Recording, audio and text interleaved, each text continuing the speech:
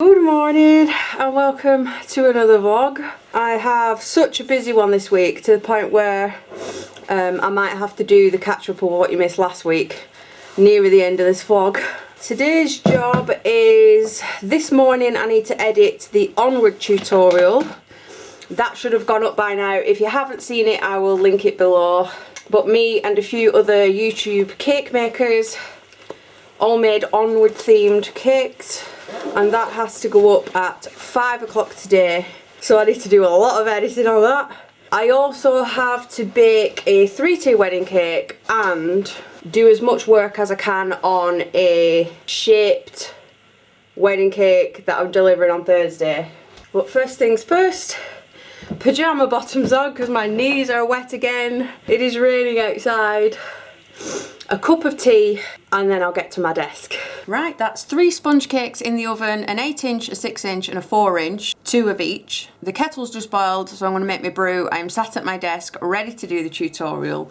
I have already snipped the video down into little chunks and now I have to watch it back through again and then I write a script out on my phone. There's a little button down there.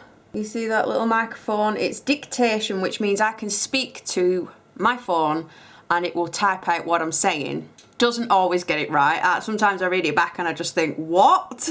What are you trying to say? Like this one here. There. Fill and stack the cakes. So I know what I mean.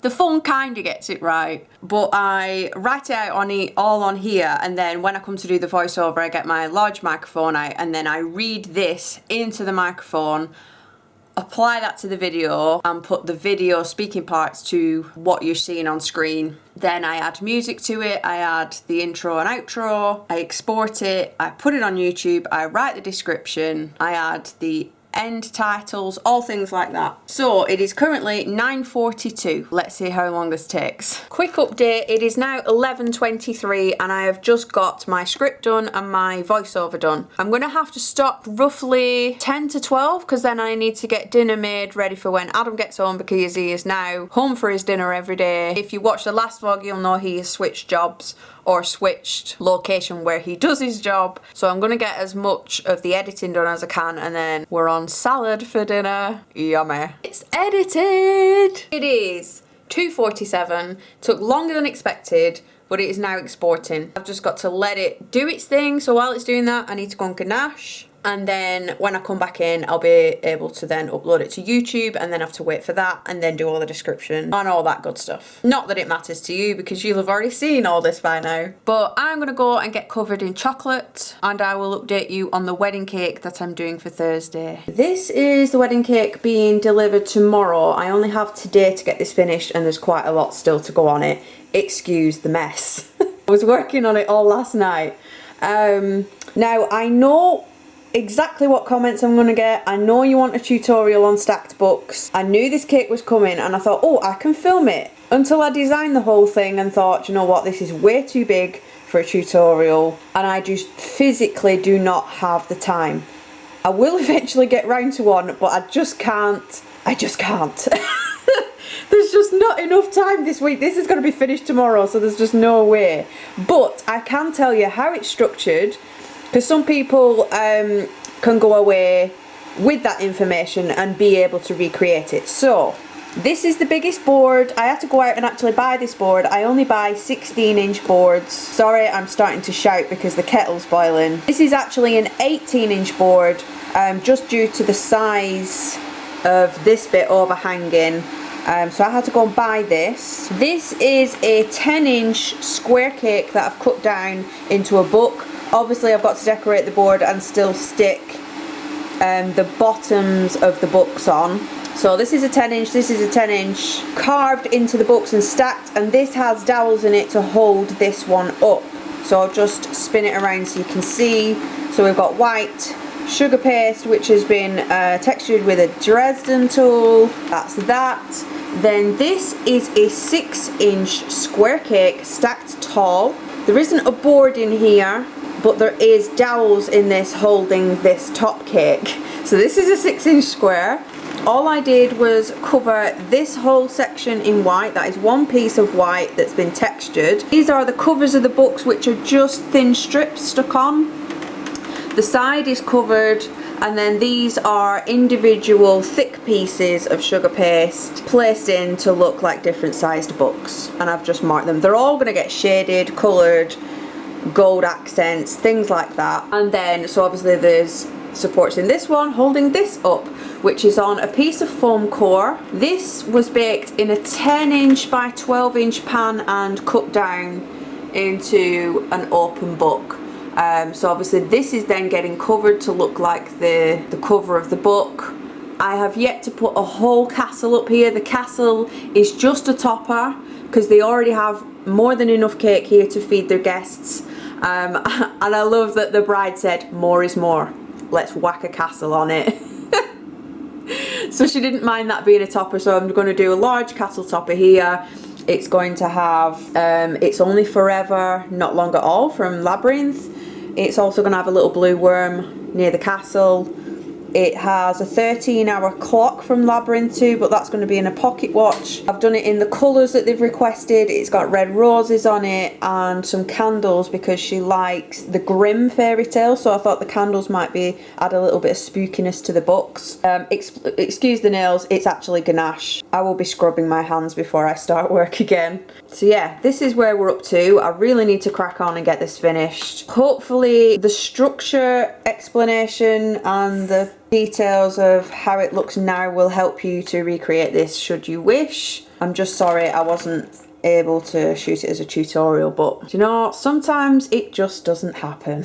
Wasn't too much of a late night tonight. It is 9 o'clock at night and it is finally finished. Let me try and stand back a bit because it is a bit of a beast. So we now have the castle topper. This isn't edible, that's a dummy. This little guy gets everywhere, little blue worm.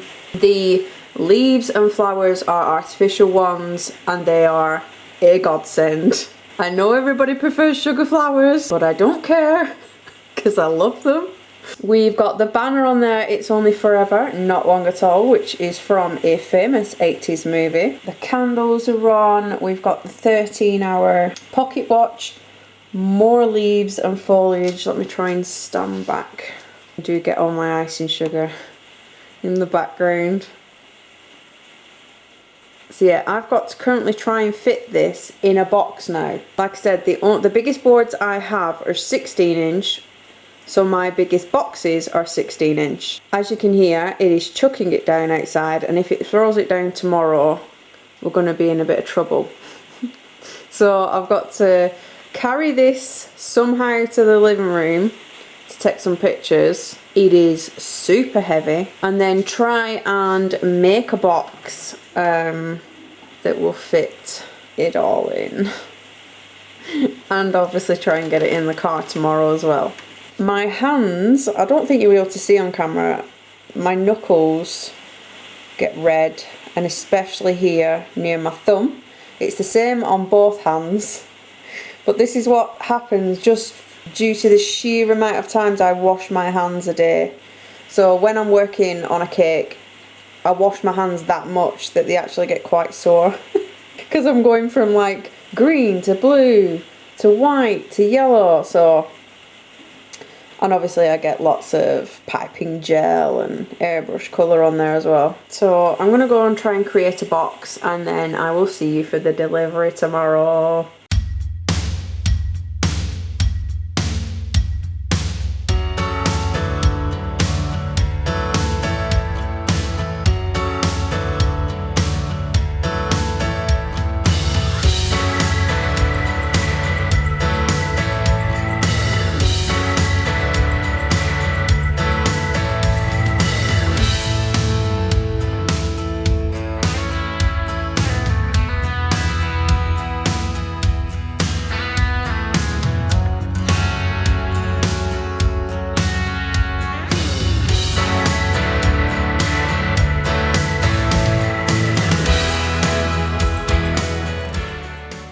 We are outside Country Baskets in Manchester. I need some artificial flowers for the cake that's going out on Saturday, and they have to be very, very pale pink, and all I've got is baby pink, and it needs to be lighter than that. So it's 7 o'clock at night. Country Basket shuts at 8. Adam is in his pajamas. Obviously I'm leaving him in the car, and I'm going to run in and see if I can find any flowers. Good morning. Here is my little flower stash that I got last night. I picked up these roses. They're very, very, very pale pink. I got 2 of those. Then I thought I needed some smaller filler ones, so I found this cherry blossom branch, which are very similar coloured, and I thought I could just take each flower off and fill gaps with that. As you can tell, I don't work very botanically correct. Having partial cherry blossoms with roses, I just go for what looks nice. I also picked these as a backup. So these are foam roses. So they're made out of like a flexible foam instead of the satiny, cottony, whatever they are. These are also a very, very pale pink. Pick them up just in case, you know, to fill any gaps. It's better to have something as a backup than none at all. I'm learning that. And then I picked up this branch, which I don't think I'm going to use on this cake because it is a little bit too dark. I was looking for a very, very pale eucalyptus type green. And there's the lightest green that they had. There's a lot of jungly greens out at the minute. I still think this is too dark, but it will still come in handy. So I'll pop it in my flower cupboard to keep on hand. So that's what I got. And I spent £14.81, but I did get some coasters. Here they are. I couldn't resist picking up these cute little lemon coasters, obviously for the caravan. Very summery, holiday looking. So yeah, I got all them for £14. And this is the current state of my flower stash. As you can tell, I have lots of flowers and lots of leaves, just never the right colour. I have a box of like roses and bits up there, and there's another box that has roses in that's currently out. But yeah, there's a bit of everything in here. You'll see these little red ones. These were the ones I used on the castle cake. Come in super handy. I just took each individual flower off and then attached it to a longer set of leaves. So these leaves here, just to make your own arrangements up really. I have zero problem with using artificial flowers. Second wedding cake is now finished. You didn't see me making any of this today because I have shot this as a tutorial. Even though you've seen me stencil with that exact stencil before, you've seen me paint, and you've also seen me do a glittery tier, and then you've also seen me add artificial flowers. But some people like to watch the whole wedding cake of this actual design being done from start to finish. So these are the roses I bought and the cherry blossoms. I found some little leaf sprigs that I already had that were attached to a different bouquet, so I took those off and stuck them on there, and then round the back as a little surprise to the groom. So the groom has no idea about this. The bride contacted me and asked if I could put the groom round the back plastering the cake, which came in really handy with the stenciling. So he's helping to stencil the cake or cover it up. So it is 8:30 at night. I'm all done. I'm going to photograph it, box it, write the invoice out, and then it's ready to go to Mitton Hall tomorrow. We've been to set up the wedding cake today at Mitton Hall. We have been there before. It looks really nice once it's all set up and it's all nice and green out the back. Luckily the cake table wasn't up against a wall or anything, or else you wouldn't have been able to go around the back and see the little plasterer around the back. We come home, had some dinner, and now we're going down into our local town so Kai can distribute some of his leaflets for his business. So we're going to go into some of the local businesses that are open, like cafes and stuff, and see if any of them want to book in. I mean, I highly doubt they do at the minute with the whole coronavirus thing going round, but at least he can leave his leaflets for if they want anything in the future. So we're going to go down, take some pictures for Instagram, and then it's back home and probably straight into pyjamas. Good morning, I am here to film another ending. I did actually film on Sunday, but I've decided to take the footage out. So on Sunday we did our regular food shop. We do that every single Sunday. We only went to buy what we usually buy, and basically there were a few empty shelves, lots and lots of big queues, and a restriction to 4 items per person. So 4 blocks of butter, 4 bags of sugar, that sort of stuff. And I decided to take it out because I filmed that last week. And as I'm editing it this week, and obviously more news has come out, I have just decided to make it a coronavirus-free zone. I don't know about you, but I am totally done. It's all over the news, it's all over social media, which is fine, you can guarantee that's going to happen. What I don't have the patience for anymore, a lot of people say I must have a lot of patience for doing cakes, which I do, I just lack patience in other areas, such as things like this. It's just the constant sharing of fake news articles or fake advice or the same old memes I've seen 20 times a day. Trust me, I have seen every single meme ever to do with this virus. They're all over my newsfeed several times a day, every day. I've seen them all. So I've been trying to stay away from social media, but obviously I use it for work, so there's not much I can get away with it. But what I can do is make sure that my channels and my social media is a virus-free zone. So I decided to edit it out. We've all had enough of it already. So yeah, if you want any escapism, you will find it across my social medias and my channel. Come and watch a video, come and watch a tutorial, learn a new skill, escape into a vlog. Because I'm not going to mention it again. And that doesn't mean to say that people shouldn't talk about it. People are obviously worried about it. It's just the whole fake news thing and the countless same old jokes. It's like hearing the same joke 20 times in a row. I also haven't caught you up with what you missed last week. So it was Kai's birthday. He turned 14. You'll have seen the tutorial by now. It was a capybara on top of a jungly, botanically leafy cake. That actually matches his bedding right now, which I might show you in a minute. And I also made a 3-tier wedding cake, which was geek chic down the front, meaning it was nice and white and it had gold accents on it. It was based on Game of Thrones, Star Wars, Avengers. And then down the back was the hidden back where everything was much more pops of colour. Thanos on there, the Ice Dragon and Death Star. And we delivered that to Samsbury Hall. I also went to my daughter's school because they had a careers day. So it was lots of different people from lots of different careers, obviously. So there was police there, vets there, scientists there, and then little old me who did cakes. So yeah, I just spent a morning answering a couple of questions from the kids. A lot of it was name 5 best things about your job. And to be honest, I was struggling to try and think of 5.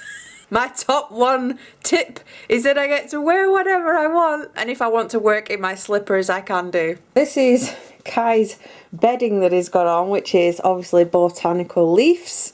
And he also has a toy capybara. I brought this back from Denver when I went over there to film for, well, it was then Crafts It and it is now Blueprint. And I bought Kai a capybara and Abby a rhino. The capybara of his cake is currently sat up there on his shelf, looking rather regal.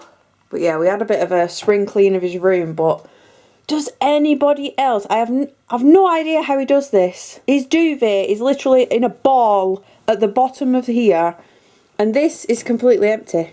There's nothing in it. I don't know what the heck he does to get it like this, but the duvet is literally in a little ball crumpled up in the bottom of his sheet. What is all that about? Right, I'm going to go. I have to edit this vlog and I still have 1 order booked in this week. Also, thank you to everyone who has bought something from my shop so far. I have a little pile here ready to go to the post office. That is one way you can help all small businesses who are going to be struggling with cancellations and no work. If they've got a shop, gift vouchers, online stuff, even watching free YouTube videos. It's not costing you anything, but it helps the person whose YouTube video it is. Yeah, I'll be popping to the post office, so thank you if you ordered from there. And I guess, all being well, I will see you in the next couple of weeks for another vlog.